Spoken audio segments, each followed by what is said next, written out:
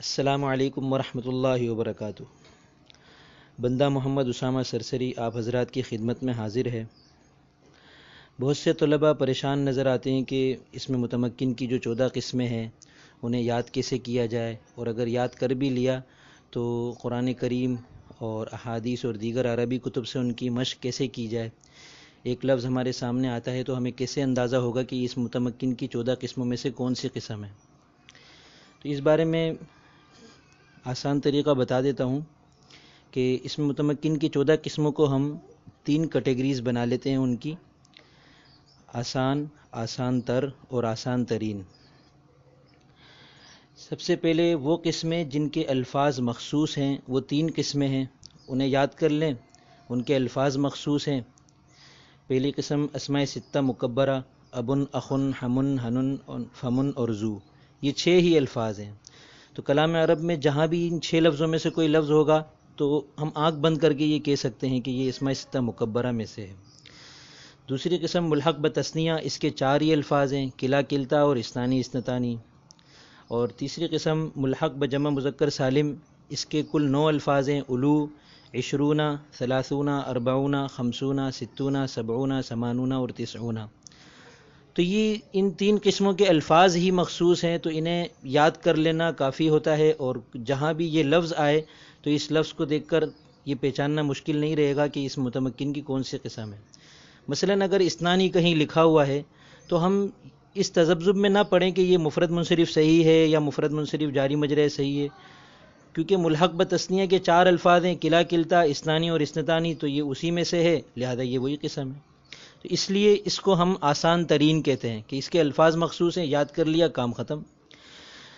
دوسری وہ کیٹیگری، اسے ہم آسان تر کا نام دے سکتے ہیں کہ نسبتاً یہ اس سے کم آسان ہے، اس کی علامتیں مخصوص ہیں۔ 14 قسموں میں سے 8 قسمیں ایسی ہیں جن کی علامتیں مخصوص ہیں۔ اگر وہ علامت ہمارے سامنے ہو تو ان علامتوں کو دیکھ کر پہچاننا آسان رہے گا کہ یہ کون سا لفظ ہے۔ ان میں سے پہلا لفظ ہے مفرد منصرف جاری مجرور صحیح۔ اس کی علامت کیا ہے؟ اس کے آخر میں واو یا یا ہو اور اس سے پہلا حرف ساکن ہو، جیسے دلون اور زبیون۔ دوسری قسم جمع مؤنث سالم، اس کی علامت کیا ہے؟ وہ جمع کا صیغہ جس کے آخر میں الف اور تا ہو۔ تیسری قسم تثنیہ، اس کی علامت یہ ہے کہ لفظ کے آخر میں الف نون یا یا نون ہو اور نون کے نیچے زیر ہو۔ چوتھی قسم جمع مذکر سالم، اس کی علامت یہ ہے کہ اس کے آخر میں واو نون یا یا نون ہو اور اس نون پر زبر ہو۔ پانچویں قسم اس میں مقصور، اس کی آسان علامت ہے کہ اس کے آخر میں الف ہوتا ہے، جیسے موسیٰ۔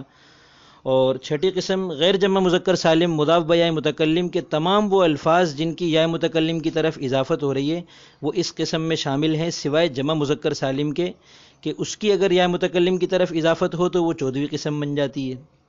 اور 8ویں قسم اس میں منقوص، اس کی علامت یہ ہے کہ اس کے آخر میں یا ہو اور اس سے پہلے والا حرف ساکن ہو، جیسے القاضی، الداعی۔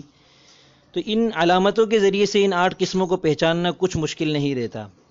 اس متمکن کے 14 قسموں میں سے 3 قسمیں تو وہ ہوئیں جن کے الفاظ مخصوص ہیں، اور 8 قسمیں وہ ہو گئیں جن کی علامتیں مخصوص ہیں۔ تو اب صرف 3 قسمیں رہ جاتی ہیں جنہیں ہم آسان کا نام دے سکتے ہیں: مفرد منصرف صحیح، جمع مکسر منصرف اور غیر منصرف۔ ان تینوں کو پہچاننا بھی مشکل نہیں رہا کیونکہ ان کی تعداد اب کم ہو گئی۔